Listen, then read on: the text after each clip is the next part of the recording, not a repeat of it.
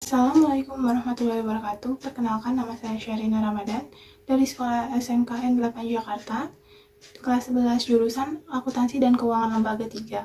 Di sini saya akan menampilkan sebuah video laporan praktik kerja lapangan saya selama 3 bulan.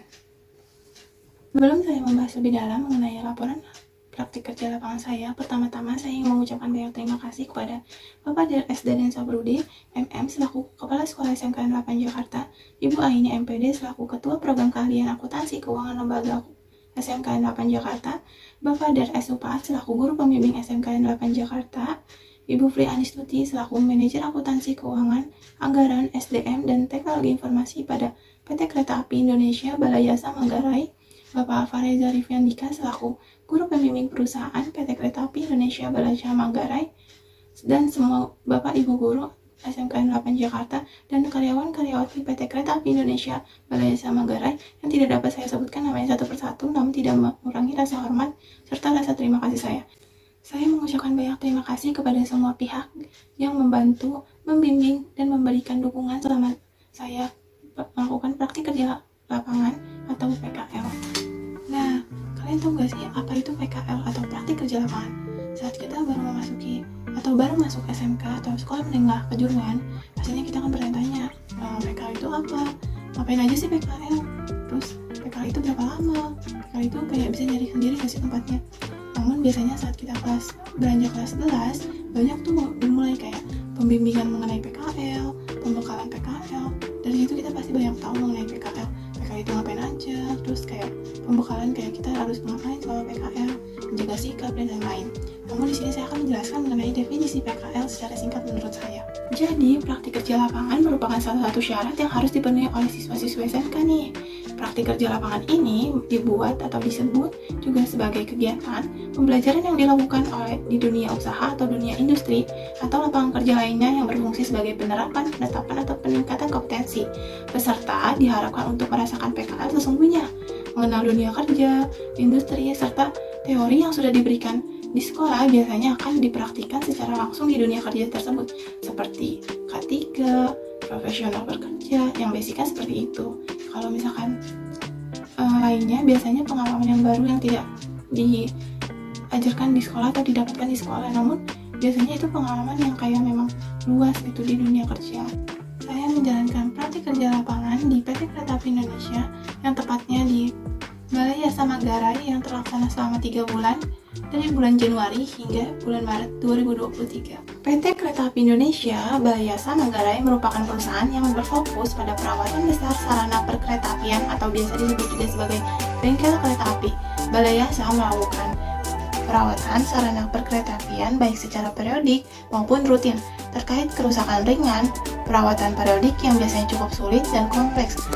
Di antaranya perawatan lokomotif, perawatan kereta penumpang, perawatan gerbong, dan fasilitas-fasilitas sarana lainnya. Dulu, Balai Jasa Manggarai dibangun oleh State Forwage pada tahun 1920 dengan nama Hold for Well Pleasant the Manggarai. Di sini, semua kereta eksekutif yang dirawat mengalami pemeliharaan akhir atau PA, seni perawatan akhir SPA, PA bogi, perbaikan akhir lengkap atau PAL, dan perbaikan APB.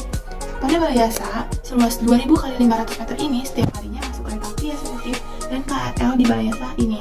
Pengerjaannya dilakukan oleh sekitar 600 pekerja setiap harinya dan menelan biaya sekitar 60-150 juta sekali perawatan. Saya menjalankan praktik kerja lapangan selama 3 bulan pada bagian akuntansi, keuangan, dan anggaran. Dan berikut ini adalah pekerjaan atau kegiatan yang saya lakukan selama 3 bulan selama saya praktik kerja lapangan.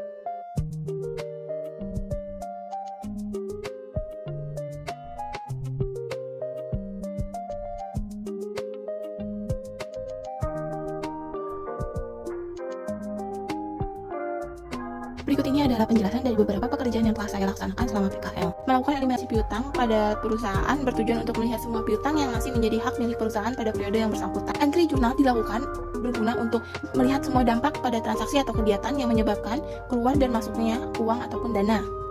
Pembuatan BAPB atau berita acara pengujian barang ialah bertujuan untuk mengujikan suatu barang yang nantinya akan diujikan oleh vendor dan akan adanya pengajuan dana. Eliminasi hutang bertujuan untuk melihat semua hutang yang masih menjadi kewajiban yang harus dibayar oleh perusahaan. Pencatatan stok of name pada gudang bertujuan untuk mengetahui semua persediaan yang masih ada pada gudang. Perhitungan jumlah stok of name yang terjadi pada sistem KAI dan jumlah yang real di gudang bertujuan untuk melihat kesesuaian barang dengan data pada sistem KAI atau SAP.